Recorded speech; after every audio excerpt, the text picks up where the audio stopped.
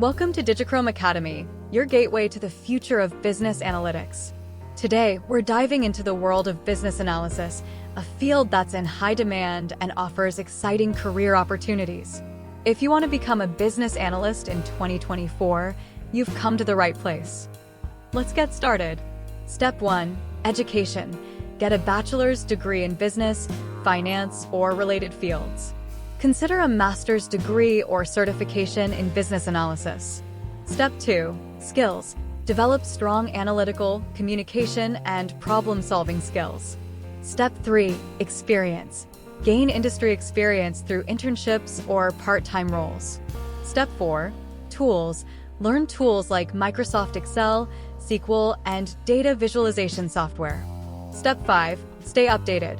Keep up with industry trends and technologies. Ready to advance your career? Enroll in Digicrome Academy's advanced certification program in business analytics and project management. Click the link in the description box to learn more and start your journey today. For more informative content, remember to like, share, and subscribe to our YouTube channel.